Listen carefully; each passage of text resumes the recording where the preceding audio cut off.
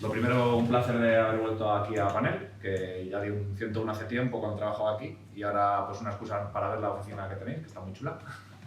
Y sobre todo pues para explicaros un producto que al final está basado en una solución open source, que es Red Hat OpenShift de Space, que lo que realmente, aquí hemos dicho que es un IDE de desarrollo distribuido sobre OpenShift, pero lo he puesto como UI porque al final tiene su página para gestionar y tal, pero realmente es un CDE, ¿vale? Que es un Common Distribution Environment, ¿ok? Para que la gente pueda deployment, para que pueda hacer desarrollos distribuidos sin tener que estar directamente instalando una máquina, sino pudiendo conectarte a una plataforma, ¿vale?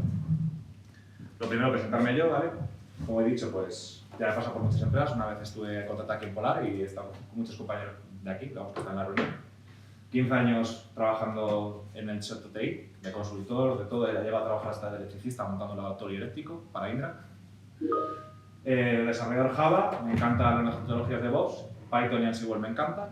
Y sobre todo los entornos de ciclo de vida, lo que es todo lo que es el llevar a cabo un proyecto desde el inicio hasta el fin y ayudando a las empresas a que lo hagan lo más ágil y más fácilmente posible, ¿vale? Como hemos dicho, Red Hat OpenShift Space pues es un Common Development Environment, pues al final lo que es tenemos una plataforma que está en una plataforma cloud, o puede estar en un CRC local, pero vamos, está basado en Kubernetes, donde tenemos una plataforma donde vamos a seleccionar un workspace y ese workspace se va a abrir y va a tener un IDE de desarrollo similar al que tendríamos en local, pero desde nuestro explorador en la nube, ¿vale? Al final, ¿qué nos facilita esto? Pues tenemos el onboarding mucho más fácil de muchos equipos, no tener que estar con BDIs masivas para toda la gente, que a lo mejor un desarrollo requiere una memoria muy grande para poder levantarlo, pues esto nos da poder levantarlo dentro de OpenShift con unos recursos limitados o con unos recursos mayores. El poder levantar esos recursos necesarios para la aplicación directamente sin tener que configurar un equipo o montar una situación local. O sea, al final es agilizar todo lo que es el ciclo de desarrollo y independizar tu máquina de la plataforma a la que va a ir, ¿vale? Entonces, luego tendríamos, por otro lado, que no confundamos con DevSpace, que al principio de cuando hicimos la charla, de buscar a nuestros compañeros de información, y DevSpace es otra solución, ¿vale? DevSpace a secas es una solución que lo que te ayuda es a tener un entorno muy similar a Kubernetes en tu local y poder levantar a partir de comandos pues, cosas de Helm, mirarlos y cosas así, pero mucho más centralizado en montar una plataforma Kubernetes en local, ¿vale? Pero no es lo mismo, ¿vale? Luego tendríamos pues, la parte de la arquitectura, lo que sería la arquitectura de la propia aplicación de la idea que tiene, ¿vale? Que entonces tendríamos por la parte de Kubernetes el API, ¿vale? Que es por donde vamos a atacar a lo que es la aplicación, que tendríamos, pues eso, tenemos nuestro frontal web y eso llamará a unas APIs internas para poder hacer las gestiones que tienes. Tendríamos el code editor, que sería la parte de la pieza, lo que es el editor edit, que en ese caso puede ser IntelliJ o Visual Code. Luego tendríamos otra parte de plataforma, que sería nuestro editor de plugins, lo que sería el lenguaje runtimes y el Cloud Tools, ¿vale? ¿Por qué? Al final un editor solo de por sí no te vale mucho, porque al final un Visual Code no te da ayuda, no te da, o sea, un Sublime, por ejemplo, no te da ayudas, pero sin embargo, si tienes unos plugins que te van a ayudar, pues, por ejemplo, en Visual Code, pues puedes ayudarte a que te integre parte de Ansible, a que te haga integraciones de ciclo de vida, a poder hacer el SonarQube, hacer ciertas cosas. Eso lo integras dentro de tu IDE, pues eso también lo incluye. Luego tendríamos el lenguaje runtimes, pues al final tú cuando tienes un lenguaje lo tienes que ejecutar de alguna manera. Pues al final eso también se agrega. Si tienes que hacer, por ejemplo, una llamada Maven para arrancar el Java, pues tienes un contenedor que tiene ese Maven con ese Java para poder arrancarlo. Y luego los utility tools, pues ya son tools que tenemos, por ejemplo, cuando nosotros levantamos un contenedor que tiene que hacer algo con OpenShift, pues ya tienes ese clip para poder ir haciendo cosas con OpenShift, directamente desde el propio editor.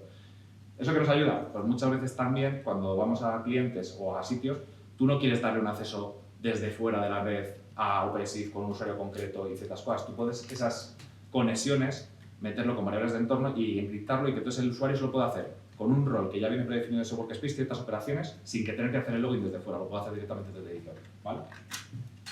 Como hemos dicho, pues luego tiene web IDE, se puede hacer un remote debugger, un server application, el source code, que es lo que realmente va a coger el código fuente que nosotros decidamos que se quiere usar dentro del editor, ¿vale? Esto ya, eso es la arquitectura, la idea. Luego tenemos las piezas reales, ¿vale? Las piezas reales, pues tenemos nuestro navegador, que vamos a necesitar para poder conectarnos, un gateway que va a ir conectando con las diferentes APIs y aplicaciones que tiene internas, y por un lado tenemos el user dashboard, que es el usuario, cuando yo me conecto, lo primero que va a ser un dashboard de lo que quiero cargar. Quiero cargar un workspace limpio, quiero cargar un template de la compañía o directamente los que nos da la propia funcionalidad, o pongo mi URL de mi repositorio de Git y eso directamente arranca, hace un checkout y arranca el dev file que está asociado. El dev file registry, que es lo que hemos hablado, pues tienes un sitio donde tú esos dev file, que es donde pones la configuración de ese workspace, vas guardándolos, ¿vale? Estos de file o bien usamos unos genéricos que nos da la compañía o directas a la XHR o el propio Pensive, o podemos customizarlo, porque yo de repente digo, oye, mi compañía tiene unos templates que quiero que toda la compañía los use o quiero que tengan unas demostraciones que son creadas por mí, pues yo puedo crear mi propio dev file registry para poder customizarlo. Luego tenemos el Dev Space Server, que al final es donde está realmente la funcionalidad de, pues, donde guarda, almacena lo que ha ido haciéndose, ciertas cosas. Entonces tenemos, pues eso, un Git provider para poder hacer ese checkout, esa funcionalidad de arrancar y parar. Y luego tenemos la parte del propio SQL que lo que hace es para poder almacenar cierta información, ¿vale? Luego, por otro lado, tenemos el plugin registry, que es lo que hemos hablado. Un ID sin plugins es como si fuese un editor de texto plano. Pues al final también tenemos un registro de ciertos plugins que se pueden usar dentro de DevSpace y poder customizarlos. ¿Sabes? Quiero quitar unos, quiero poner otros, puedes meter tuyos propios, se pueden crear, ¿vale? Entonces, te da una funcionalidad que al final puedes coger lo que te da directamente Red Hat o customizarlo a tu gusto para hacerlo para tu compañía adaptable, ¿vale? Estas dos piezas se están creando en repositorios públicos, ¿vale? Hay uno de Visual Code propio, que es donde estarían todos los plugins de comunidad que se pueden publicar, y luego de DevFile hay otro registro que actualmente no funciona, no está integrado del todo, pero la idea es integrarlo y que la gente pueda publicar, pues como si fuese un repositorio del rollo Ansible Galaxy o algo así, poder publicar sus propios DevFiles para poder usarlos, ¿vale? Y sus proyectos como templates. Luego tendríamos el OpenShift API, pues lo que hemos hablado, pues conectarte con OpenShift API y cosas operativas. A la topología directamente de lo que sería dentro de OpenShift, pues al final te crea todo esto, ¿vale? Dentro del namespace te crea una parte que sería la del operador y otra parte que la que es propia del DevSpace, ¿vale? Al final pues tenemos lo que son los pods que hemos hablado antes del File Registry, el plugin, este es el por defecto, ¿vale? Y luego tendríamos esta parte que es el gateway, que es el que nos da el endpoint para poder ir navegando con el dashboard y con lo que son los workers.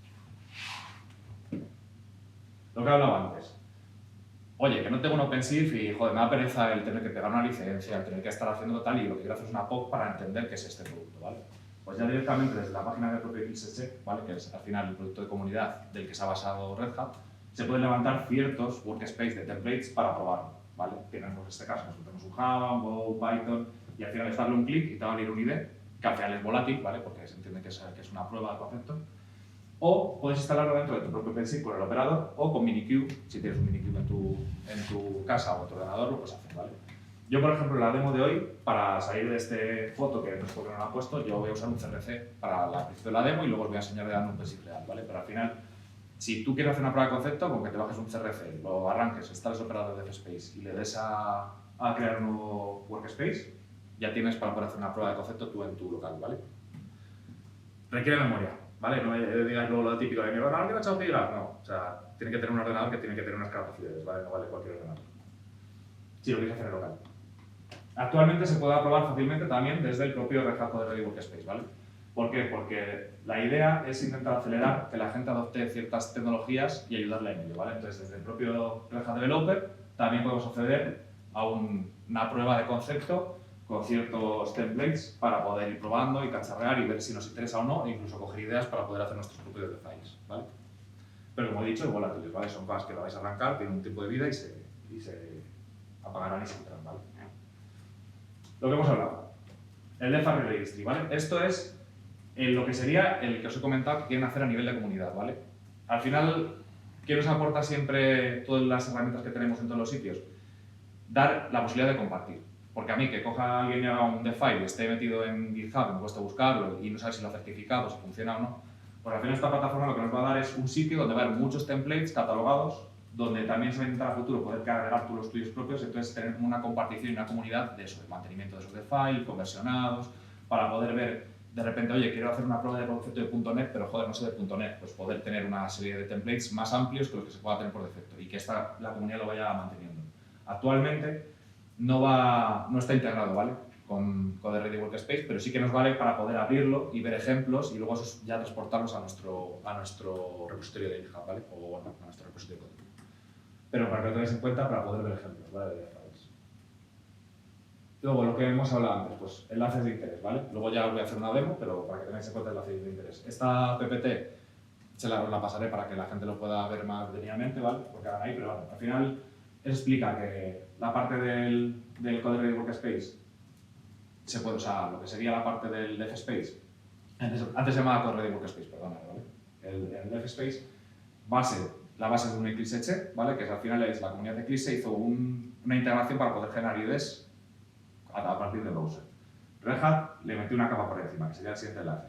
Luego tenemos el IBM Watson, ¿vale? Que esto es una solución que han hecho ellos para poder hacer ciertas tools de DevSpace y más tools para poder hacer desarrollos gestionados desde la nube.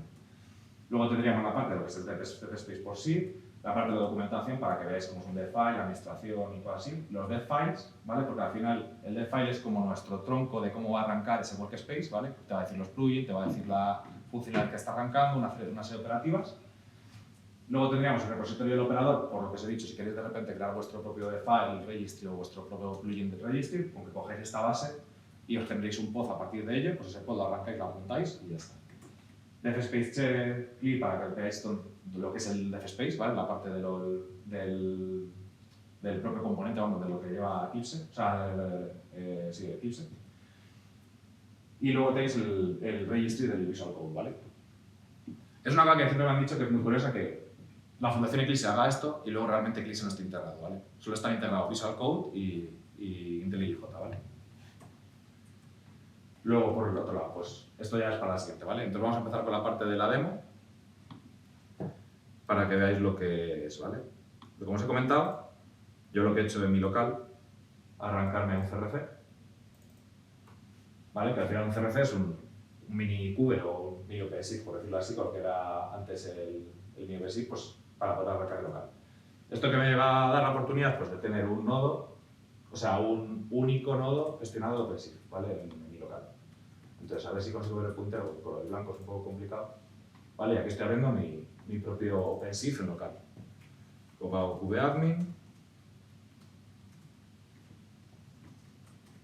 cojo mi algo si consigo. No intentes acceder a esto, que esto no está en internet, ¿eh? Que no es la primera vez que alguno que conozco lo intenta. Vale, entonces tenemos aquí, yo tengo mi OpenShift, monocluster, con mi operación y poder instalar operadores. Voy a instalar un operador. Ahí está el operators. Y aquí busco, o sea, bueno, perdón, al operator hub. Y aquí busco DevSpace. DevSpace. Cojo, instalo el operador. Lo hago más grande. Vale, te indica la versión, por lo que es un operador. No voy a entrar en eso porque si no nos podemos tirar aquí otro día más hablando de operadores. Esto lo que te va a arrancar es lo único, el gestor del operador, ¿vale? Luego, después de instalar el operador, hay que instalar un componente que es el XH, ¿vale? Para poder arrancar su workspace. ¿Por qué? Porque tú puedes hacer en tu organización, me creo el operador y luego lo que hago es crearme en namespace concretos esos XH, porque a lo mejor quiero que la gente de operaciones se lo entre a un code ready, o sea, a un DevSpace que tenga acceso a proyectos de Ansible. Otro solo quiero que tenga acceso a proyectos de Java. Otro quiero que tenga acceso a no sé qué, o quiero hacerlo a nivel corporativo. Pero al final te da la oportunidad de poder hacer esa instalación concreta para cada uno, ¿vale? A ver si acaba de instalarse.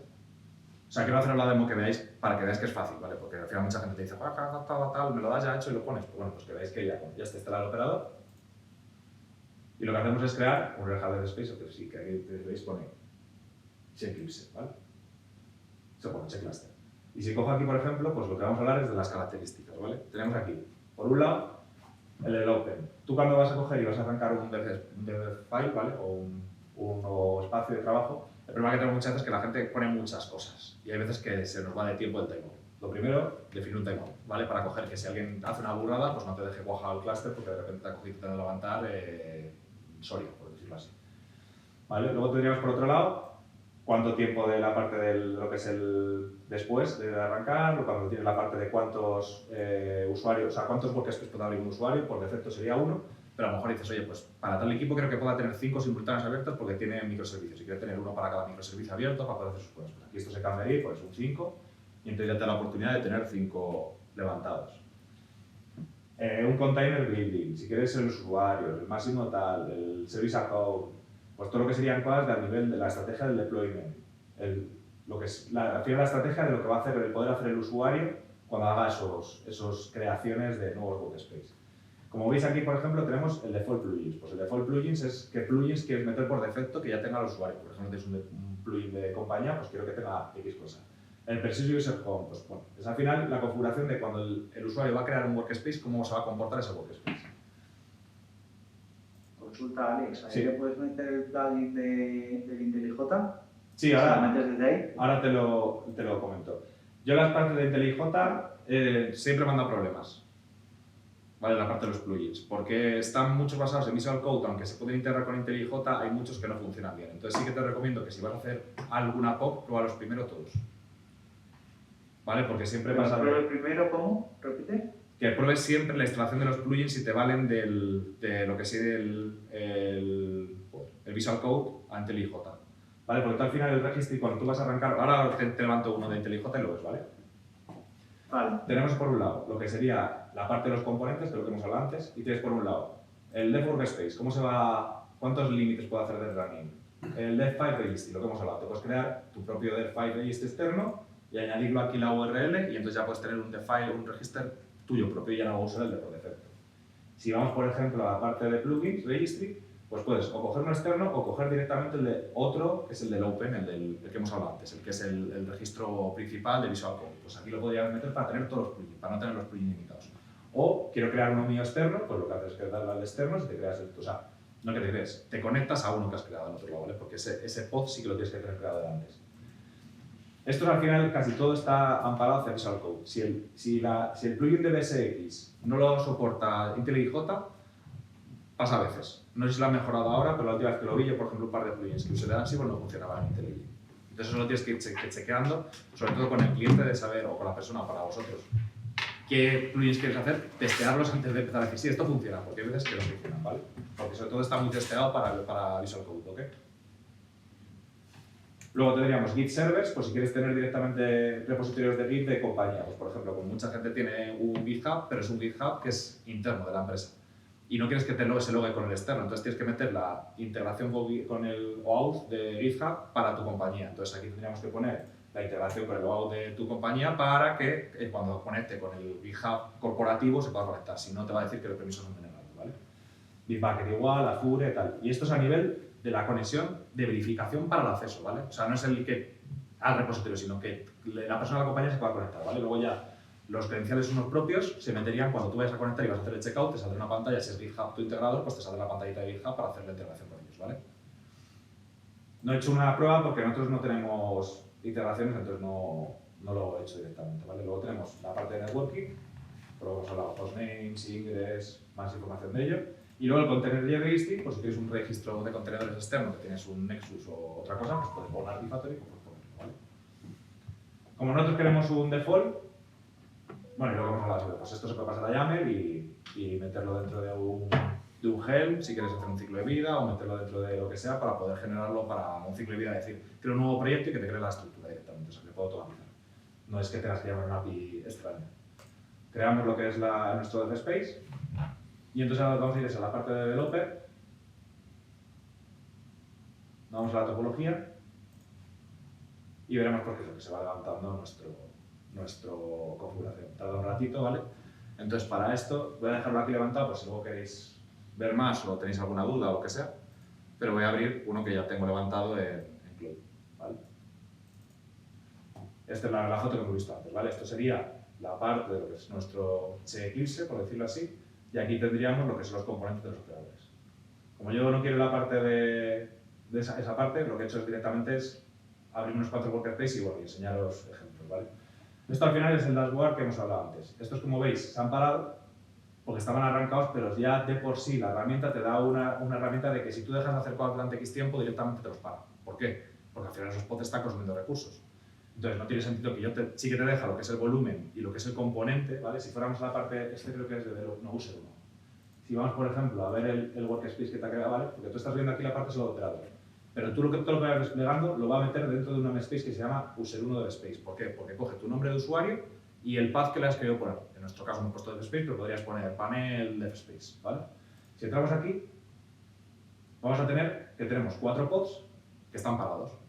Si yo en un momento dado cojo y abro uno de los que están parados, por ejemplo vamos a coger el Java Longo, esto va a arrancar un Visual Code y si vamos a la parte de la topology, pues en algún momento se arrancará el pod, a ver si va rápido.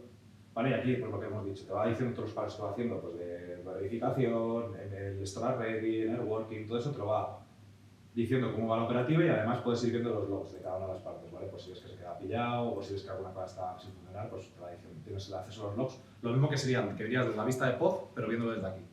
¿Por qué se ha hecho esto? Porque yo a lo mejor quiero darle un acceso a alguien al Eclipse Check, pero no quiero darle al pod. Y a lo mejor tiene una incidencia y me tiene que a mí que avisar de esa incidencia. Pues puede ver esos logs para avisar de la incidencia que ha tenido, ¿vale? Si vamos, por ejemplo, nosotros a la parte de topología, pues ya tenemos que este pues, ha arrancado. El resto siguen parados, están ocupando volumen porque al final está persistido y tiene algo de memoria que está gastando, o sea, de memoria física que está gastando, pero no es ni RAM ni CPU, ¿vale? Pues se llama nuestro workspace, pues bueno, pues al final es un Visual Code. O sea, no tiene más historia, al final tenemos nuestro Visual Code con la parte de lo que sería la parte de exploración, la parte del search, la parte del source code, si lo tuviéramos conectado con otro repositorio, como esto es un ejemplo, no te dejan hacer modificaciones porque tú modificarías el ejemplo. La parte del debug, la parte de las extensiones, ¿vale? Que serían los plugins en nuestro caso, y te dice pues, que estos están instalados y el resto te los deja bloqueados porque no tiene sentido que tenga más, porque esto está limitado justo para esta funcionalidad porque es un template. Si fuera un workspace limpio, pues te saldrían todos los que están dentro de lo que es el registro, ¿vale? Bueno, pues vamos a ver lo que es un dev-file. Esto sería un dev-file, ¿vale? Que al final es como decir el alma del proyecto actualmente para DevSpace, ¿vale? De hecho, ya se está empezando a usar esto también fuera de IDEs de desarrollo dentro de OpenShift, o dentro de Eclipse. ¿Por qué? Porque es una manera donde defines tanto puertos de salida, arranques, comandos que vas a lanzar, que puedes lanzar, por ejemplo, si un Maven build, ciertas configuraciones, para que directamente una persona cuando llega al proyecto, pues como si fuese el init del proyecto, pues lo mismo. Aquí al final tienes unas funcionalidades que te van a ayudar de eso. Pues por ejemplo, tenemos la versión del propio esquema, pues la versión que está cumpliendo el esquema del file, el metadata, que al final es información de tanto del name, de lo que va a arrancar, y puedes meter más información, etiquetas, tags o lo que quieras para incluso hacer operativas de monitorización o cosas de qué está pasando, quién está arrancando, quién está dejando arrancar. Las tools, ¿vale? Que al final las tools, pues tenemos una tool que es el container, que este es el container que va a arrancar la aplicación, ¿vale? Como veis tiene un memory limit de 2 o 3 GB, una memory request de 2 GB, una CPU 4, pues es aquí donde definirías lo que es el contenedor donde vas a arrancar la aplicación. Luego tendríamos los endpoints, por lo que vas a poner. Pues tenemos un endpoint de exponer, que es el 5005, que es para el puerto de debug. Y luego tendríamos un volumen, ¿por qué? Porque queremos que los cambios que vamos haciendo se persistan, pues tengo que montar un volumen y entonces ese volumen va a estar siempre persistido. Y como veis, tengo otro componente al lado de container que es un volumen. O sea, puedo definir ya directamente el volumen que va a usar desde OpenShift. ¿Vale? Entonces ese volumen se va a crear además de la parte de lo que sería el contenedor. Y por otro lado tendríamos lo que son los comandos que hemos hablado. Pues quiero definir un comando que es el build, pues ¿para qué una persona vaya a decir explicarle qué es el build? Pues joder, si ya sé que el build siempre es igual, pues cojo, le pongo ahí y la persona lo único que tiene que hacer es irse a la parte del editor, run, o sea, terminal, run tags, y aquí nos van a salir todas las tags. Nos salen unas por defecto o las de nuestro dev file. Digo, pues el dev file. Dev file build. Si le doy a ejecutar, nos va a abrir el terminal y va a hacer directamente la operativa que esté ahí definida, ¿vale? Entonces, ¿esto que te facilita? Pues un onboarding rapidísimo. Si tú ya tienes definido unos templates de arranque de un proyecto de Spring Boot, con la primera persona y haces un proyecto que arranque y funcione y haga lo menos mínimo, es directamente hacer un checkout de este proyecto, dale a run y ya por lo menos te está arrancando. Te está poniendo todos los tests en verde o todos los tests en rojo, todos los tests como se decida el template, pero ya tienes una cosa operativa. En este caso, este proyecto no arranca la aplicación, ¿vale? Pero hay otros que podríamos poner incluso que el Maven arrancara la aplicación y entonces la parte de endpoints, de aquí, nos saldrían los endpoints que están y cómo están arrancados, ¿vale? Ahora mismo nos salen los public, que son los de la parte del propio editor. Y luego aquí abajo salen los internal, que son los que se usan internamente. Pero, por ejemplo, si vamos a la parte de... Como no tenemos ningún arrancado de los de gestión operativa, no saldría. Pero si le damos, por ejemplo, que un 8080 y la aplicación fuera que tuviera una interfaz web, nos saldría aquí y tendríamos los endpoints directamente para navegar. Y yo ese endpoint te lo podría mandar a otra persona para que lo pudiera usar, ¿vale? Porque dice, de repente ya estoy con el tío de la incidencia, la he corregido y me dice, no, es que yo quiero verificar que la incidencia está hecha. El endpoint, y como al final es una ruta de OpenShift, pues lo puedo usar, darle clic y funciona, ¿vale? No haría falta hacer ni siquiera un despliegue o promover ese cambio, porque a lo mejor pasa mucho cuando haces cosas de diseño, cosas de eso, pues que quiere ver el cliente antes de que, o quiere cerrar una cosa, o una incidencia que he detectado de un compañero para ver si realmente la incidencia es, o poder testear esas cosas, pues no te obliga a tener que llegar al ciclo de vida directamente y puedes hacer el push después, por decirlo así. Luego tendríamos, por otro lado, Vamos a cerrar este. Ansible, ¿vale? Que era una cosa que la gente se quejaba mucho que, oh, los IDEs, Ansible, no sé qué, que no nos tienen en cuenta. Pues Ansible también está, ¿vale? Tiene sus limitaciones. ¿Por qué? Porque la ruta de Ansible actualmente hay dos partes, ¿vale? Tenemos por un lado lo que sería el Ansible Core tradicional, o sea, el Ansible base tradicional y el Ansible Core. Ahora mismo lo que está planteado es para el Ansible base, lo que sería Ansible Playbook y la parte de lo que sería el Ansible Lint y toda esta parte. Pero todo lo que es Ansible Navigator, Ansible Build, Execution Environment y todo eso se queda fuera. ¿Por qué? Porque todos los componentes lo que te obligan a hacer es un container in container. ¿Por qué? Porque cuando tú ejecutas necesitas un contenedor donde se va a ejecutar. Y eso todavía está un poco verde la integración, porque es que han hecho pruebas, pero al final, como son recursos dentro de recursos, hay que darles privilegios superiores, entonces quieren mirar cómo hacerlo para no crear brechas de seguridad. Pero ahora mismo, para ejecutar un playbook con Ansible Playbook y hacer ciertas operativas o hacer un linter, se puede hacer. ¿Vale? Como hemos comentado antes, pues tenemos igual un file, donde vamos a tener el componente contenedor que van a arrancar, como veis aquí es un Ansible Creator E. Tenemos un OC install, un molecule test y un molecule validate. Pues joder, si tienes test de molecule, que mucha gente le pasa, joder, ¿qué tengo que hacer con molecule? No tengo máquina, no tengo X cosas. Pues si tú eres capaz de ese molecule que arranque un contenedor y ejecutar eso sobre el contenedor, ya no te hace falta la máquina tener el contenedor, lo puedes ejecutar desde aquí. Entonces vamos a hacer, o bueno, por ejemplo, también tiene la integración de Ansible aquí. O sea, tienes más funcionalidades con OpenShift, con Kubernetes, o sea, tienes muchas iteraciones que estos son todos plugins que se han instalado, ¿vale? Si vamos aquí a plugins, para que veáis la diferencia con el otro, pues todos estos plugins se han instalado, ¿vale? Y están dentro del core de este contenedor. Si vamos a la parte de GitHub, del repositorio pasa lo mismo porque es un repositorio que se puede modificar, pero si fuéramos a la parte de las run tags, vamos a ver que hay otras, terminal, run tags, de file, y vamos a ejecutar, ¿por qué no?, la parte del molecule, ¿vale? Vamos a ejecutar molecule run, escenario, ¿vale? ¿Este escenario qué hace? Con molecule, pues se supone, o sea, la idea es que va a crear un componente dentro de OpenShift, va a validar que el componente está. ¿Cómo lo va a validar? Haciendo un test. Ese test va a volver a ejecutar otra vez la ejecución para ver que es idempotente, para ver que si vuelve a hacer la misma ejecución no hay modificaciones sobre el objeto que hay. Vuelve a testearlo y lo único malo que tiene es que no lo destruye al final, ¿vale? Se destruye cuando se apague el contenedor porque no hicieron un delete de lo que es el objeto, ¿vale? De dentro del molecule, para ejemplo. Pero al final eso, tienes una ejecución donde vas haciendo la acción de la backup, va haciendo la funcionalidad, vuelve a ejecutarlo, verifica.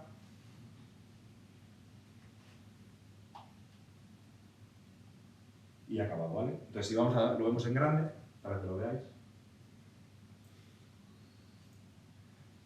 Al final nos ha hecho todos los pasos del playbook, ¿vale? Pues ha hecho lo que es la ejecución.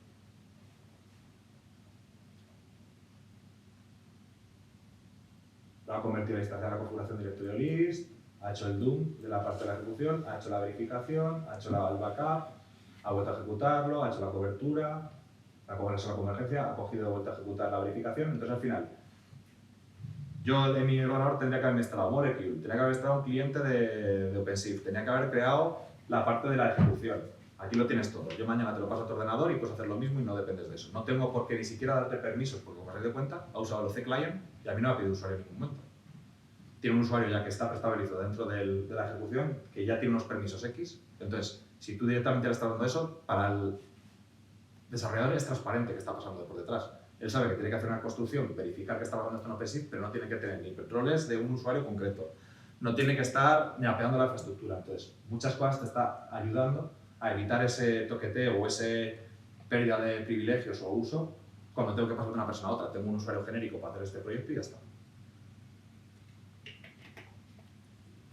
Vamos a ver otro, para que lo veamos. Uy, aquí. Y vamos a ir a la parte de lo que sería el Empty Project, ¿vale? Nosotros tenemos la situación de que tenemos dos formas de hacerlo, ¿vale? O bien metemos aquí lo que es la URL de Git, ¿vale? Ponemos aquí la URL de Git y le vamos a crear Open y entonces lo que te hace es, como tiene la URL de Git, hace el checkout del proyecto, comprueba que hay un dev file, al haber un dev file, lo levanta y te levanta el workspace. Y luego la otra es, tengo un workspace vacío, ¿por qué? Porque a lo mejor mi casuística es, no tengo... Bueno, ¿dónde me ha abierto el Empty Project? ¿Lo tenía lleno de otra cosa? Creo que sí. Pues esto es una prueba. A ver si lo levanta vacío y si no lo creo otro nuevo. Al final tienes dos casuísticas. ¿Por qué? Porque lo bueno que tiene también el propio proyecto es que puedes abrir varios proyectos y tener un dev file para todos o tener varios dev files. Entonces al final puedes ir moviéndote de uno a otro. Entonces yo lo que prefiero es muchas veces, en vez de meterme directamente desde aquí, desde lo que es el proyecto, desde el Git repositorio URL, prefiero crear un empty project. No me pasa nada. Que como máximo pueden tener 5, ¿vale? Lo que he puesto de límite. Para garantizar los recursos.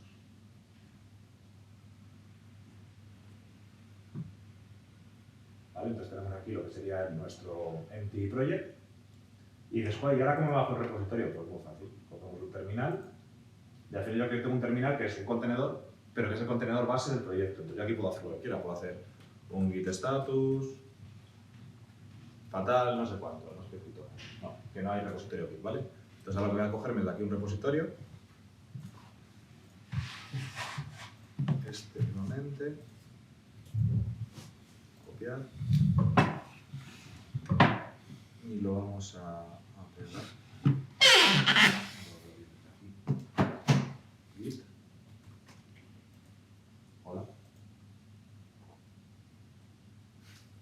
Vale.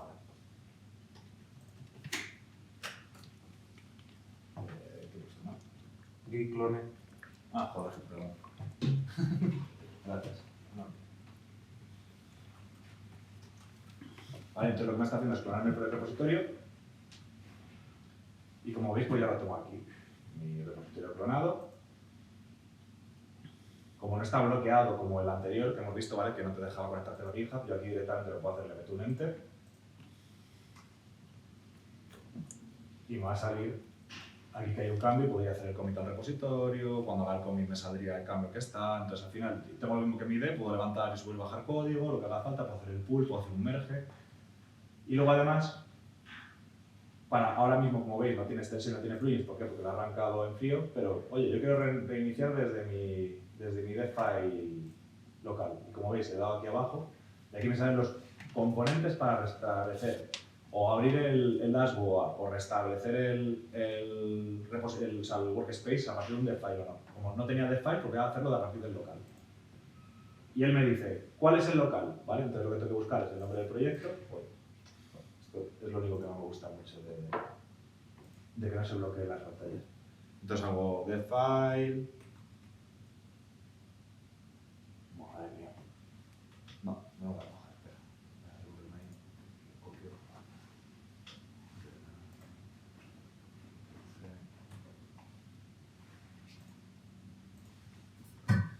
Tardo más porque voy de espaldas, ¿eh? No espera que se tarda mucho.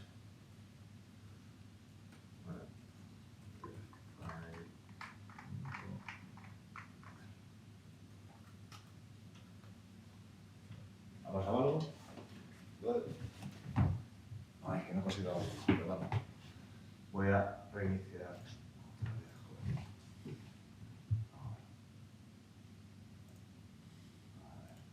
si lo consigo ahora. Project, del file. Que antes lo había borrado, ¿no? La parte del principio. Del file. Joder, hasta que me lo coge. Bueno, perdona. Problemas del directo. Es que no veo bien desde aquí. Haciendo el giro. A ver. Bueno, a ver. Está workspace. Yo creo que lo estoy poniendo bien. Pero no sé si estoy poniendo algo mal. ¿Podéis auditarme? Como no los pongas prismáticos. ¿Se ve muy pequeño? No sé. Desde aquí sí. Perdona. Bueno, debería de funcionar, ¿vale? Pero no sé por qué, no, es que no lo veo bien ahora mismo. Si es que justo el error no se ve. No te No, lo que te está diciendo es que no es capaz de restablecer desde el pues que no lo consigo ver. Luego viene de ahí. Vale, pero bueno, vamos a hacer lo mismo. Pero bueno, aquí tendréis la parte del ejemplo de que ha cogido y ya ha cogido el workspace, ¿vale? Si vamos a probar otro, se me está quedando cuajado, ¿verdad? Otro ejemplo. Bueno, voy a enseñaros dónde están los ejemplos, ¿vale? Aquí hay un repositorio que es de files y samples, ¿vale? Aquí tienes un montón de ejemplos para poder coger. Y luego voy a coger la PPT. A ver si encuentro uno que valga.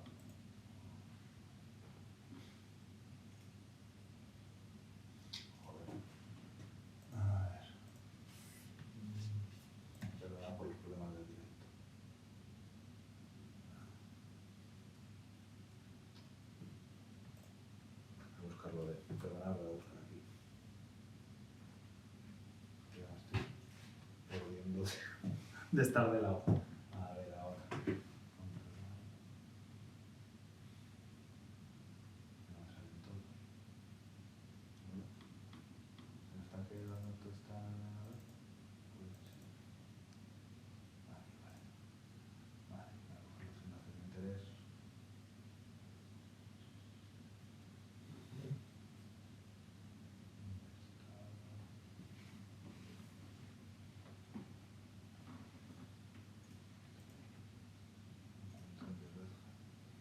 Bueno, al final joder, voy a buscarlo aquí, perdonad. Es que me estoy quedando un poco.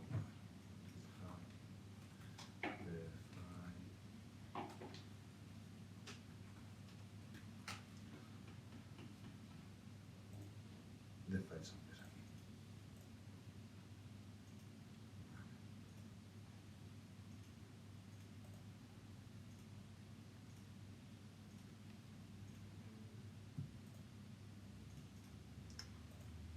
¿Dónde está esto?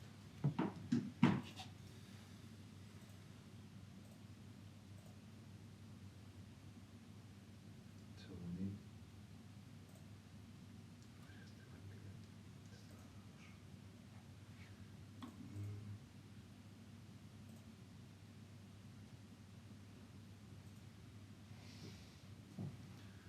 Está ese.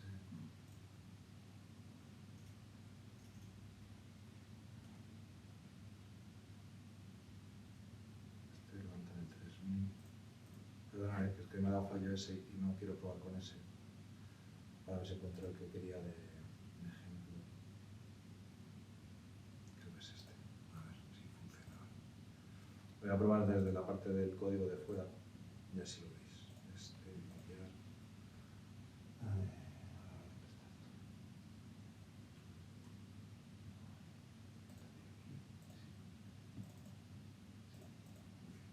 Control V.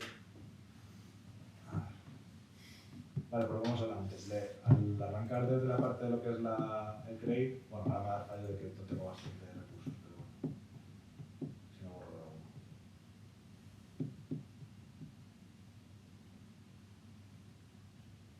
Me voy borrando esto de aquí.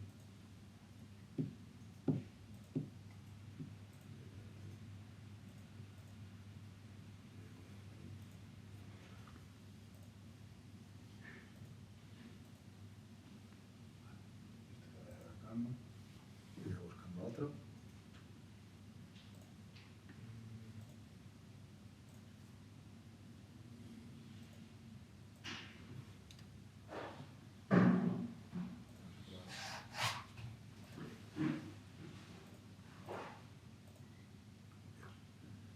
Este está parado, así que voy a coger otro de aquí y vamos a ver si paran esto, si se destruye. Este también voy a parar. Delete. Delete. Ahora no quiere parar ninguno.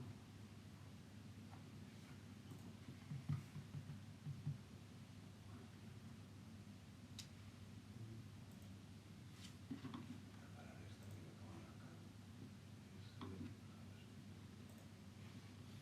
si sigo más fluido.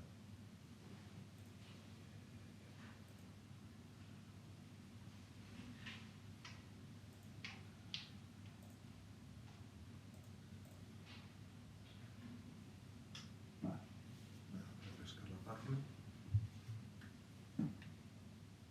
Podéis ir haciendo preguntas, Lo digo porque como se ha quedado ese arrancado, a ver si lo podéis parar. Este voy a parar también. Voy a parar este. Voy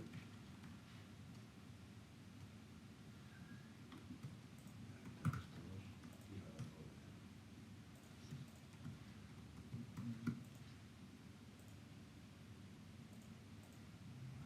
Ahora, ¿vale?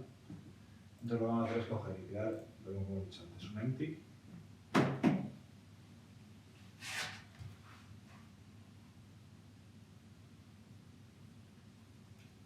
Está haciendo la parte de la PVC que hemos hablado.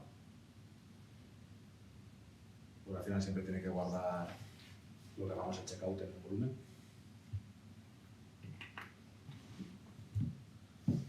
Ay.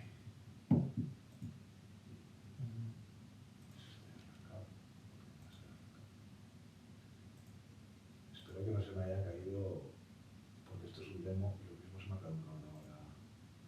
Porque puse que era un día. Vamos a un día local. Que es lo bueno de tener varios a la vez. Y que puedes saltar de uno a otro.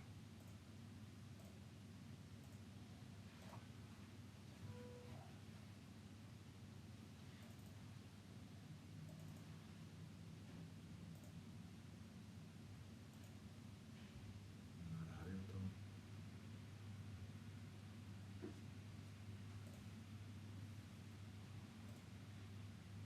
Es que está quedándose. Creo que se me ha quedado. Se me ha caducado el workspace. A ver, ¿por qué no me lo has abierto? No me lo has abierto. Vale, aquí tengo de testing. Aquí. Y vamos a ir a la parte del developer, la topología. Vamos a abrir el dev space.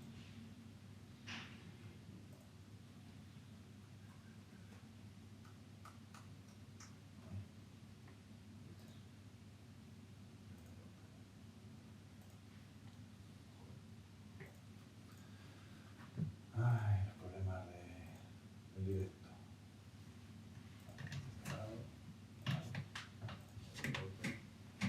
Casi nos había convencido que era sencillo. No es sencillo, pero lo que pasa es que lo complicado es estar así Gira, que gira la no. mesa, así que Ricardo te quiere poco. No, no, No. o sea, he elegido Lo he puesto la yo, posición. O sea, no. Pensaba que no iba a dar problemas el otro, pero claro, la verdad es que tenemos 4 horas para funcionar con esas cosas y yo creo que me he extendido de tiempo desde que lo he levantado. Vale, voy a estar levantándose, voy a ver si el otro se llega a levantar.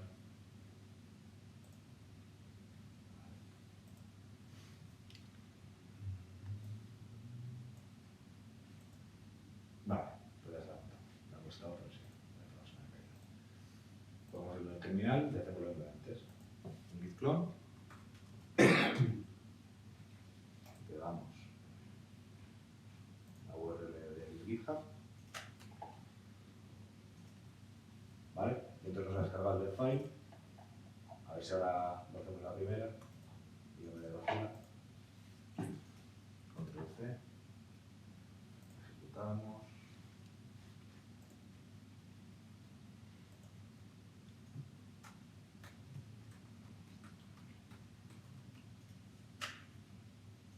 Y ahora sí, ¿vale?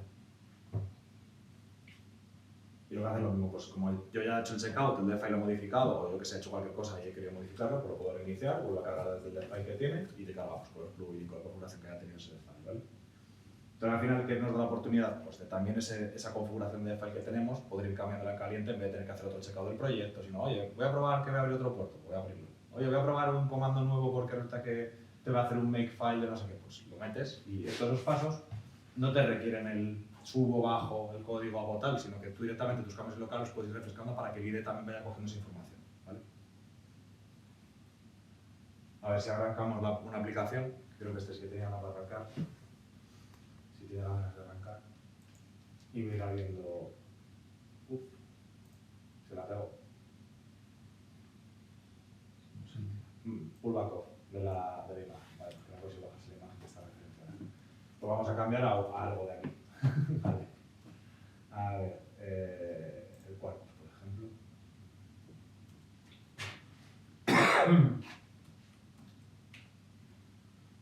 Lo van a coger también con los repositorios públicos, que hay veces que te juegan estas pasadas de que una imagen la cambian el tag y ya no, o directamente la eliminan y ya no la puedes usar.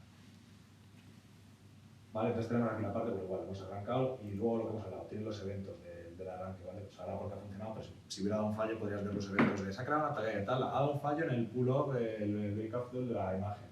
Como veis aquí, pues hay un montón de proyectos. No quiere decir que tengas que tener solo un único proyecto.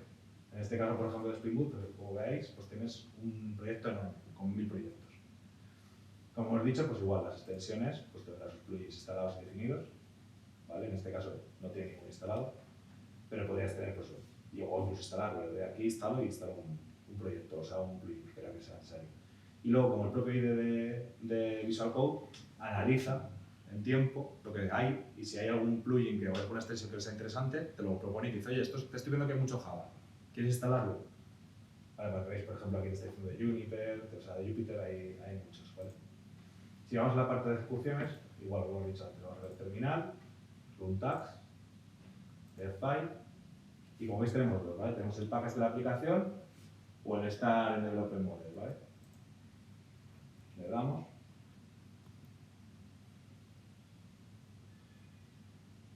Y como os antes, pues te va a ejecutar un Maven que está haciendo eso, descargar las dependencias.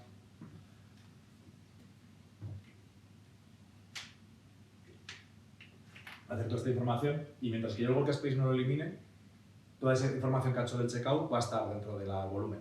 Entonces, si volviera a hacer otra vez un Maven, no te va a volver a descargar otra vez toda la parte del volumen, ¿vale? Pues también para que pues mucha gente dice, no, es que tú lo estás haciendo y de repente se va a borrar. Pues no. ¿Ves? Y como veis aquí, en el puerto 8080 me ha dicho que se ha abierto y que si lo quiero abrir en un tab, ¿vale? Entonces, si le cojo aquí de repente y nos vamos a la parte de las endpoints, vamos aquí a cargar, pues tenemos aquí el endpoint del 8080 de la aplicación arrancada, ¿vale? Si le hago un clic, o bien lo puedo copiar, o lo podría haber dado cuando salga la pantalla y abrirlo aquí en un editor, Control V, Hello World de Space User, ¿vale? Este no vale, este no lo podría pasar, o no, este sí que os lo podría pasar y lo podríais abrir y usarlo vosotros, porque al final como es un endpoint de un OpenShift que está publicado a internet, yo os paso esta URL, si queréis hacer la prueba los que estéis en casa, os lo mando al chat de... Sí, con el chat. Bueno, si deja, que no está dejando enviar, ¿ves? No sé qué pasa hoy, no deja enviar mensajes. ¿Podéis alguno darle clic y verificar de que se puede dar? ¿O no lo veis? De lo que estáis en casa. Ricardo, tú cuentas como lo metes. Ya, yo no puedo, o sea, por eso lo sé. O sea, No lo ves. poner el mensaje no puede ser Enviado. desencriptado. Bueno, pues espera, te lo mando tú, Lágano, a ti que estás aquí, al móvil.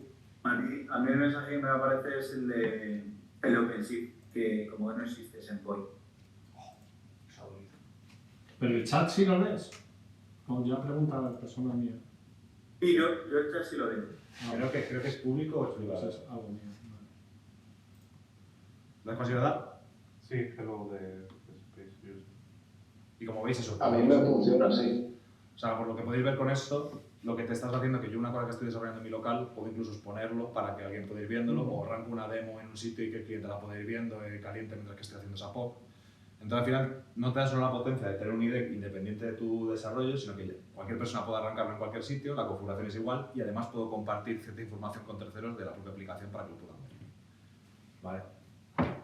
No sé si queréis ver más, ¿vale? Sí, os voy a enseñar una parte, que es la parte de los dev-files de la estructura, ¿vale? Para que veáis todo lo que se puede hacer con un dev-file, pero al final hemos visto pocos, pero bueno, se pueden dar atributos, ¿vale? Que es para darle cierta información al propio dev-file para que la gente sepa lo que es o lo que sea.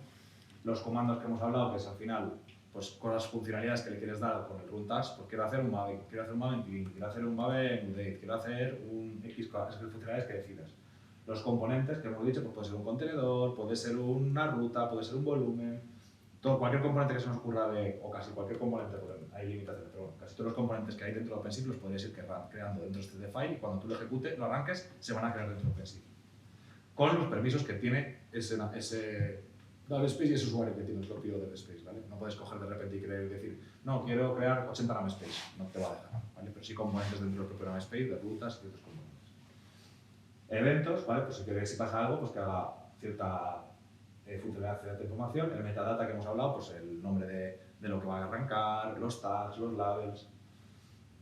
Paren, pues porque hemos hablado, tú tienes un dev file y a lo mejor tú le ganas a sacar un dev file muy chulo y digo, joder, ¿para qué me lo voy a picar entero? Si al final lo que quiero meter es un run tags más, pues puedo referenciar a su dev file y coger el mío y entonces como que haces una cadena de decir, oye, pues tengo el dev file del template de Red Hat y luego le quiero meter una implementación un poco más, pues cojo, le meto mi run tags, pero al final tiro del dev file principal. Tendríamos el proyecto, pues la parte del proyecto, lo que es definición del proyecto, pues los nombres, el source code, varias cosas, ¿vale? Y luego el esquema de la versión, por lo que al final dentro de files pues tiene las versiones, ahora mismo estamos en la 2.2, pero había estuvo la 1, estuvo tal, entonces depende de del esquema que se elija, pues tiene unas labels o otras, ¿vale? O unas etiquetas. El starter project, pues ciertas cosas que puede hacer al arrancar, justo al arrancar el proyecto, y luego las variables, pues quieres que haya variables de entorno, variables de configuración, que no quieres que vayan en un confirmar, sino que quieres que vayan en el dev file, pues también lo puedes aplicar. Y esto sería todo. Es verdad que es una charla que podría alargarse más, con más ejemplos, pero es que al final también yo entiendo que coger y meteros aquí 18 ejemplos para enseñaros, oye, se ve en point, oye, hago no sé qué, pues no le veo sentido. Le veo más sentido que un día cojáis y cacharréis con él, que es como he hablado, desde un CRC lo podéis hacer en local y probarlo. Y si tenéis un OpenShift, pues le podéis dar todavía más, pero bueno, que con un local lo podéis hacer. Y al final me parece una herramienta muy curiosa, sobre todo para eso, para cuando tienes que compartir con un cliente ciertas cosas, o un cliente te está diciendo que tiene problemas de acceso y te tengo que crear una VDI, o oye, que tengo que ver un repositorio tuyo, pero no puedo porque tal. Pues se instalan DevSpace, te crean un workspace con su URL del Git, tú te conectas y estás conectado a tu infraestructura para hacer las cosas que tengas que hacer y hacer sus cambios de código sin necesitar de tener una VDI, una VPN o ciertas cosas, o una VPN para el endpoint, pero no necesitas una VDI suya. Te da directamente un entorno de desarrollo que está muy bien.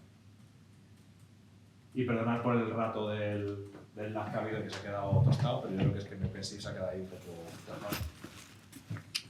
Pero también estoy conectado por Wi-Fi, ¿eh? Vale. Pero eso, y que cualquier duda que tengáis, que lo que hemos hablado al final, voy a poner la presentación otra vez. Si consigo, porque no sé por qué el alta, la tabulador no me lo coge.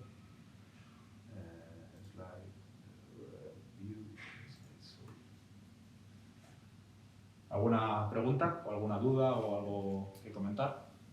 Tanto de casa como desde aquí. Yo tenía una, Alex, Sí. que o sea, está chulo, pero quería preguntarte a la hora de cuando o sea, tienes un equipo de desarrolladores, cada uno se levanta su entorno Sí. para aplicar su micro. Mm. Y pues se da la situación en la que pues, un micro tiene que comunicarse con otro que está desplegado sobre la plataforma OpenShift, pues para hacer sus pruebas de integración y ver que efectivamente hace la llamada correctamente y tal. Hay variables que son, normalmente las metemos como confirmadas de entornos, etcétera, que tú necesitas configurar, que el desarrollador necesita configurar. ¿Eso lo puede meter la plantilla o cómo? Sí, tú puedes crear esa configuración? Tú puedes crear componentes de config maps o meterlo en las variables del propio DevSpace, que luego las va a meter como variables de entorno del pod. Vale. O sea, tú al final lo bueno que tienes es que tú, todas las configuraciones que hagas en desarrollo lo puedes poner en varias capas. O puedes crearlo a nivel de componente del propio OpenShift o, si no crees que quieres crear un componente, sino que quieres que quede en el fichero para que toda la gente lo tenga y puedas ir cambiando esas modificaciones, lo puedes hacer directamente como variables, ¿vale? Lo que os he comentado antes, que antes me he olvidado, ahora que has hecho la pregunta, ¿vale? Para abrir otro ID, tienes aquí los puntitos y ya tienes o el Visual Code, Open Source o el IntelliJ Community, ¿vale? Vamos a verlo con IntelliJ. Y ves como te pone el límite de workspace, perdona. Este está a 1. Voy a hacer un stop y a eliminar este. Pero veis también como lo que os digo, tiene capacidades de limitar cuántos pueden hacer, cuántos pueden estar ejecutando al principio, cuántos pueden estar ejecutando de otra manera, entonces al final... a ver, voy a hacer lo mismo aquí. Otra vez. Y al final te da una funcionalidad de que los recursos los puedes medir. Puedes también decir el límite del propio namespace, porque al final tú cuando te va a hacer la creación de ese namespace te va a hacer con tu nombre y el acrónimo trasero que quieras, o el sufijo que quieras. Y al final tú puedes decir, oye, cuando tú creas cualquier namespace en tu configuración global, puedes decir, todos los namespaces como máximo van a tener 5 CPUs y 40 GB de RAM. Si alguien se pasa, no te va a dejar arrancarlo, porque al final está limitado por el namespace, aunque el código de workspace quiera arrancarlo, no te va a dejar. Luego puedes limitar eso, decir, oye, pues sé que puedes tener como máximo 1. Puedes limitar el timeout del inicio, puedes limitar el timeout de cuánto tiempo va a estar en ejecución. Entonces al final te da también un control de cuántas capacidades y cuántos recursos vas a tener, y lo que hemos hablado muchas veces, que tú tienes que tener en tu organización procesos nocturnos y procesos diurnos. Procesos diurnos es que la gente desarrolle, procesos nocturnos, pues aprovechar todas las máquinas que no estás usando durante el diurno, aprovecharlas nocturno para hacer procesos batch, para hacer otras cosas, que al final muchas veces cuando la gente tiene WDAs, puedes hacerlo que se paren y se arranquen, pero al final cuando haces ese proceso de parar y arrancar, tú esos recursos no los puedes medir en el momento, porque tú al final no puedes medir la capacidad, tú aquí sí que puedes medir la capacidad. De decir, oye, cuántos recursos van a un sitio, cuántos van a otro, puedo limitar, puedo hacer. Entonces al final es aprovechar una infraestructura que ya tienes gastado los recursos para poder hacer estos desarrollos. Y al final yo se lo digo a todos los clientes, a mí un VDI me aporta poco, porque para abrir un Outlook y abrir un no sé qué y tal, pues yo lo que quiero es un entorno de desarrollo. Al final casi siempre te ponen problemas porque el Visual Code no se puede instalar, porque te dan problemas de que no puedes hacer citas operativas dentro de la terminal, porque más de tal aquí, si el contenedor tú lo modificas, o sea, ese contenedor que arrancas para poder hacer el componente del DevSpace, tú puedes hacer lo que quieras, puedes poner un contenedor que tenga todos los comandos que quieras, todos los clientes que tengas, y entonces al final te da una posibilidad de limitar un montón de cosas. Y de abrir otras puertas, ¿vale? Porque a mí, por ejemplo, yo lo siento, pero es que no soy nada fan de las VDIs. Me pega mucho en la vida con ellas y cuando son Windows todavía me duelen más. Entonces esto, yo al final lo que quiero es desarrollar, el resto me da igual. Y como veis, pues te va a abrir un IDE IntelliJ bueno, ¿vale? Si vamos a la parte de los run, pues te pasa lo mismo, tienes aquí un run, le das a run, y aquí pues tienes para editar la configuración, para lanzar lo que tengas que lanzar, pero siempre es mucho más limitado que Visual Code, ¿vale? Porque lo que se coge como base fue Visual Code, lo que como hubo mucha gente, como ya es un producto de comunidad, mucha gente pidió el IntelliJ, pues se ha agregado ahora, pero es verdad que está un poco más retrasado que el Visual Code, ¿vale? El Visual Code Pero es si así. el DevPy no te vale. Sí, sí que te vale, pero hay ciertas limitaciones de cuanto a ciertas funcionalidades, ¿vale? Tienes que mirar en la parte del build, en la parte del ejecutar, cuando haces la parte del attach y hay ciertas cosas que funcionan bien y otras que no. Yo siempre he recomendado más el Visual Code.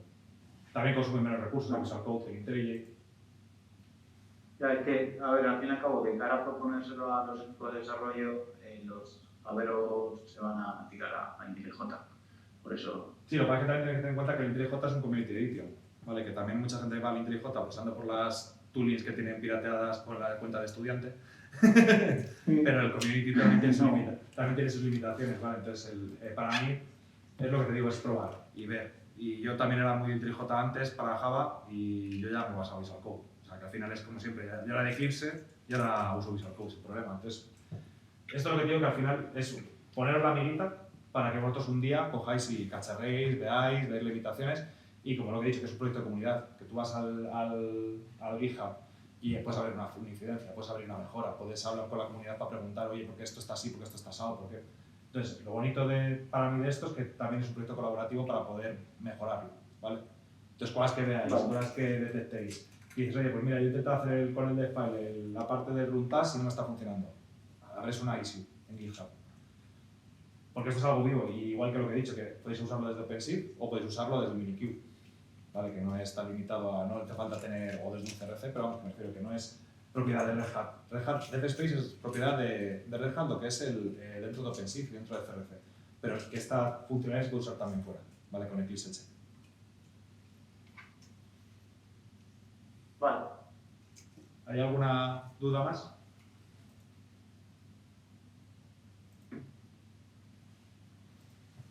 Pues muchas gracias a todos. Perdón. No, esto es que mi duda va a ir más al fluidos. A ver, venga, ya. Bueno, venga. A la rodilla. Yo sé por la mitad de las siglas yo es que no me he enterado. No sé lo que es una VDI, no sé qué, entonces yo me he perdido bastante. Entonces la pregunta sería un poco más de base. Esto entiendo que es para poder montar IDEs en lugar de que estén en local, que estén en un orquestador de contenedores de estos, tipo pues, desde Minikube hasta un OpenShift, Sí. de forma que podamos definir, esta es la pila de desarrollo que tenemos en este proyecto, y tú esta pila la puedes instanciar, te levanta todos los pods y lo hace todo en remoto, no tiene nada en local y tiene todo en la nube que sea, está levantando todo y entonces todo el desarrollo lo está haciendo allí. Sí. Y tienes 3 desarrolladores y cada uno está levantando uno. Y eso incluye toda la parte de ejecución. Tú cuando estás en local puedes ejecutar, no tienes tu servidor corriendo en local y ese es efectivamente el problema de que el otro desarrollador que está en su casa no se puede conectar a verlo por la URL. Con esto obviamente estamos todos en la red y todos podemos acceder a lo mismo. Exacto. Lo que pasa es que tu espacio de trabajo es tuyo. O sea, tú puedes estar haciendo y levantar el servidor Sí, tú sí, y yo, cada y yo uno tengo mi tiene endpoint y yo está tengo mi claro tuyo. que los pods no son compartidos, cada uno tiene su... Y el endpoint es diferente, si yo te comparto el mío es uno diferente, el tuyo... Lo que tienes es que te está levantando todo lo que harías en tu ordenador en un pod y dándote un cliente web que es el IDE, y ya está. Sí, no, esto es un paso más de lo que siempre se ha dicho de automatizar la generación de entornos, de plataformar los equipos de desarrollo. Esto ya es algo bestia ya directamente porque está en... Claro, porque pues, o sea, cuando me refiero a VDI es Virtual Desktop, Presente. o algo así, ¿no?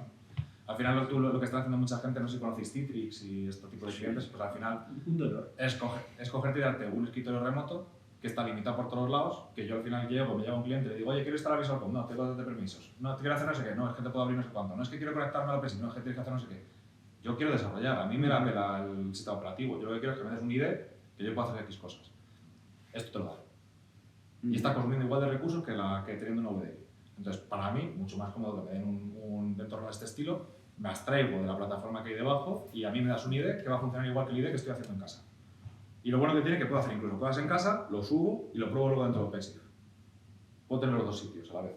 Pero que a mí me den una VDI, que al final es lo que digo, que para mí es un dolor de, como habéis dicho, de narices, para mí no me aporta nada. Pues le puedo aportar a alguien que sí, que te que metas en el Outlook, que te que metas en un Teams o que hacer X tareas corporativas. Pero un desarrollador le aporta una VDI bastante poco y al final lo que hace es aportar más dolor.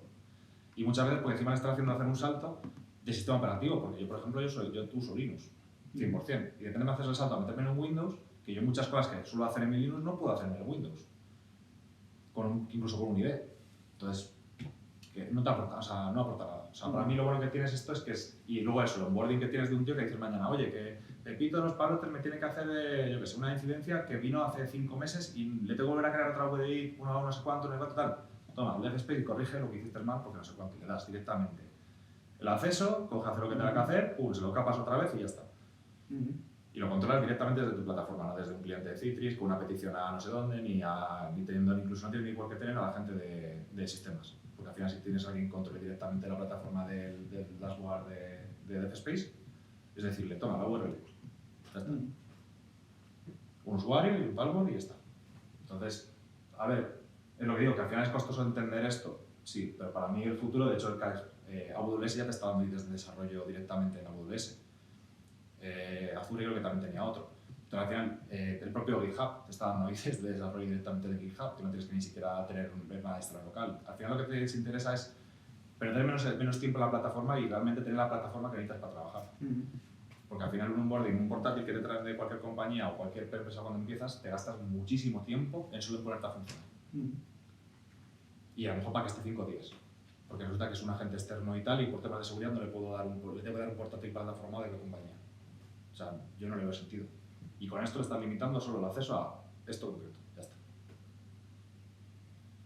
Esto lo que no te cubre entonces es, tú estás desarrollando, esto es un entorno de microservicios, tú estás desarrollando un microservicio, necesitas los otros 5 para probarlo todo, esto no te lo cubre. No, puedes tener tú 5 workspaces abiertos con los 5 microservicios y lo único que haces es que tienes que hacer que apunten unos a otros y ya está. O sea, abrir un workspace, sí, bueno, lo que hace la gente en su local, que se abre un Eclipse para uno y otro Eclipse para otro, lo mismo. Vale. O tener, o como hace mucha gente, tener una namespace donde tienes todos esos microservicios desplegados. Yo estoy desarrollando uno y lo que hago es que desde mi namespace me conecto a los que necesito porque tengo los endpoint y ya está. Pero eso es más tipo integración. O sea, es tener un entorno de integración con los... Es que, o sea, depende de cómo lo quiero hacer. O sea, yo generalmente cuando desarrollo, yo no desarrollo integrándome con nadie. Yo me hago un mock server y yo tengo mis mocks y yo me conecto con mocks. A mí me han dicho que tengo que cumplir este contrato, yo lo cumplo, le llamo, me responde con el mock Pepito y ya está. Luego ya mira el entorno de integración. Yo cuando veo a gente que tiene 18 microservicios en un local ejecutándolo porque quiere hacer una prueba, dices, a ver, tu microservicio tiene su contrato. Mientras que cumpla bien el contrato, si falla va a fallar el siguiente. Pero no falla el microservicio porque está bien desarrollado. Ya tendrás el entorno de integración para poder probar esa integración. Pero tú tienes que levantar el local porque lo primero no es ni el mismo entorno, ni la misma base de datos, ni está alineado con la integración.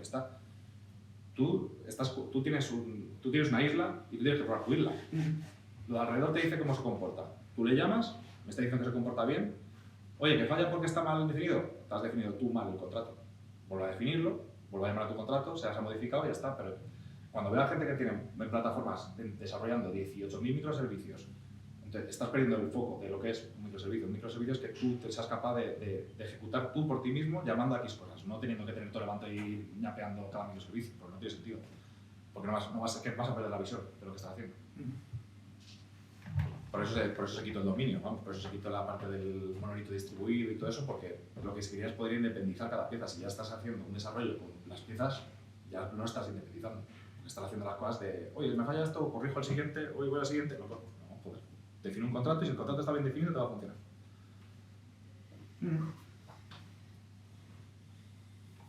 ¿Qué te hace pensar que esto va? Porque yo creo que hace ya 3 o 4 años hubo también una inercia y se paró, todo ese impulso se paró. Ahora eres más optimista de que realmente se va a conseguir, quizá por el enfoque. Yo no soy optimista o no, yo doy soluciones. Luego que la gente las use como quiera, es lo de siempre. O sea, yo seguiría usando trabajando Windows, ¿no? ¿Cuántos desarrolladores Java, Python y todo esto siguen con Windows trabajando?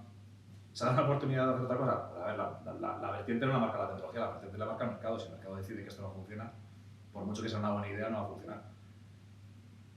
¿Por qué no ha funcionado, por ejemplo, cuando se empezó la primera rama del ir al cloud y ya se habéis visto que es mejor un híbrido? ¿Por qué? Porque el cloud te da unas cosas, pero hay otras cosas que no te las da. Entonces al final se ha ido un híbrido, pues al final es prueba de error. Entonces al final lo que se trata es que la gente no deje de usar cosas por desconocimiento o pereza, sino pruébalo, ve si te cubre las necesidades y luego ya decides usarlo o no. Pero el problema es que directamente la puerta cerrada y decir, no, es que mi casa se funciona así.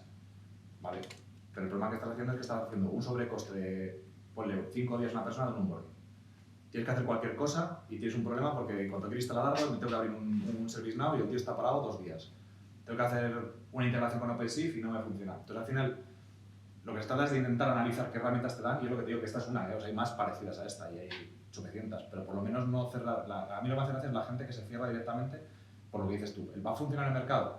Oiga, que yo sepa, al principio toda la gente se reía de cuando el primero la persona que dijo microservicios dijo, tú estás loco, ¿cómo se va a hacer esto? ¿Quién lo va a gestionar? Esto se vuelve inmantenible. Porque yo sepa, todas las compañías grandes están haciendo microservicios. Otra cosa es que luego tu capacidad de madurez dentro de la organización seas capaz de hacerlo. Pero eso ya depende de la madurez y también de lo que te quieras arriesgar y lo que quieras invertir en ello. Porque también es muy fácil quedarte con el monolito forever y que las ruedas, la nieve, siga dando vueltas hasta que explote, pero a lo mejor ya no estoy y está el siguiente. O sea, al final, yo creo que vivimos en un sector que si no arriesgas, vas a penalizar a largo plazo mucho. Lo que pasa es que, claro, si piensas que no va a estar en la foto, pues no arriesgues, pero es que al final en algún momento esa foto te va a pillar. Y al final se va a ir cada vez más a esto. O sea, de hecho, yo, casi toda la gente que conozco ya trabajan con los HP mini PCs estos, que al final es un HP que lo conectan con un VDI, con otra cosa, porque al final lo que quieren es que el equipo sea lo más reducido posible y que todo se ejecute en otro sitio para que no haya brechas de seguridad, para que no haya brechas de no sé qué, para que poder controlar tal. Pues esto lo tienes ya directamente, el IDE está allí. Todo lo que hagas está en mi casa. Si tú mañana coges y la quieres liar y quieres quitarme parte del código, no, porque todo lo que está en mi casa. Lo que haces en tu local, para mí es transparente. Entonces al final, depende, o sea, es lo que os digo. O sea, para mí no tiene por qué ser el futuro de todos, pero es una solución más. Y que hay que valorarla y cada uno verá lo que tiene que hacer, pero para mí es una buena idea. ¿Y está bien el presente? ¿Lo estáis usando? Nosotros lo usamos en los laboratorios. O sea, nosotros, por ejemplo, para todas las formaciones que hacemos, se usa esto. Para clientes que tenemos que han tenido que hacer un onboarding rápido de ciertas cosas, los hemos usado también. Mucho cliente de banca también lo está empezando a usar. Pero por lo que te digo, porque al final son equipos que rotan mucho y al final la gente dice, bueno, tengo que dar un equipo porque tiene que estar plataforma de una manera, tal, no sé cuánto. Ahora lo que dan directamente. Es el tiro a saco los VDIs y todo esto. Y que luego eso, que muchas veces llegas a sitios y dices, no, es que tengo 50 licencias de VDIs. De repente el equipo, por lo que sea, se expande. Tengo que abrir con Ceritis para abrir una licencia de no sé cuánto tal, que va a tener un sobrecoste, hostias, que no está tal. Venga, vamos a llamar a toda la gente a ver quién está usándola y quién no. Y al final estás casi como pegándote también por unos recursos, joder. Es mucho más fácil escalar un clúster que ir a abrir una licencia de lo que sea. Y más ahora que tienes Azure, o sea, lo que es la parte de Aro y Rosa y toda esta parte que directamente si lo tienes en el cloud, directamente se escala más, escala menos, tendrá más coste o no, pero no te depende de la licencia, tener que llamar no sé quién para que me des una licencia, me des un acceso. Y luego muchas veces que el Citrix y todas estas plataformas ni siquiera están en tu compañía. Muchos VDIs te las da un tercero. Entonces sí, te está diciendo que lo tiene controlado, pero ¿hasta qué punto? Aquí esto es tuyo. Si la lías parda, la lías tú. También eso también a mucha gente que no le gusta. Que el rey dice, no, se va, así le puedo echar la bronca al lado. Pero es eso, o sea, yo prefiero pensar que hay soluciones y que la gente la va a usar. ¿Triunfará o no? A lo mejor no triunfa como producto dentro de Red Hat, y no te digo que no. Pero a lo mejor fuera de Red Hat o dentro de un Kubernetes o gente que quiere Guster o dentro del Minikube para que la gente empiece a desarrollar y compartir ese conocimiento, yo lo veo una herramienta muy fácil de toma tu entorno, directamente te lo montas en tu local y te va a funcionar igual que a mí. Que es lo que siempre nos hemos quejado todos los desarrolladores. De, joder, es que me falta no sé qué, es que tal, es que de repente la versión del pod que tengo no va a funcionar, es que tal. A esto con que tengas una conexión a un registro similar, el repositorio de Git, Y la plataforma ya es arrancar un contenedor, que el contenedor, yo tengo acceso, los dos tenemos acceso a ese contenedor, pero va a funcionar igual en tu lado que en el mío. O sea, esa capacidad desde hace tiempo no la había. O sea, porque el IDE también era una cosa diferente. O sea, ahora sí te dicen, no, yo lo arranco en un contenedor igual que tú. Pero el IDE ya no se comporta igual. Con esto sí que se comporta el IDE igual. Si está en la versión de operador igual y estás alineado, te va a funcionar las hojas igual porque el default va a ser el mismo. Entonces ahí sí que tienes una garantía de que el entorno es igual.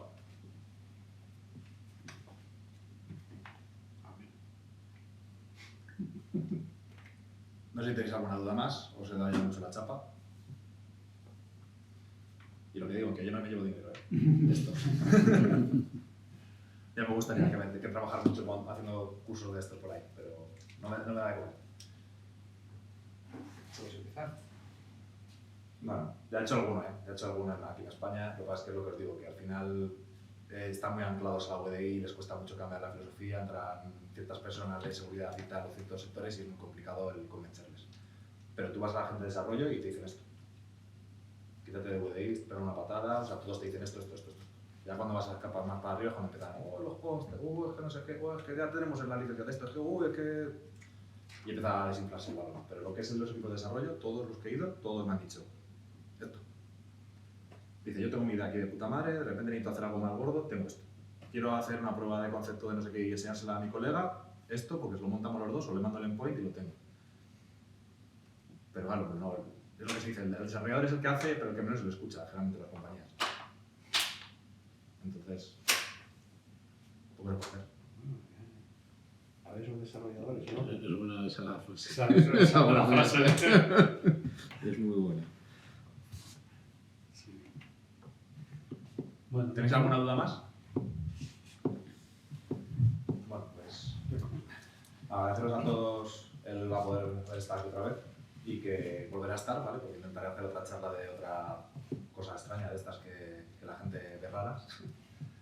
Y sobre todo para que veáis cosas diferentes, ¿vale? Porque puedo venir a hacer una charla de Java, de Spring Boot, de tal, hay gente que lo hace mucho mejor que yo.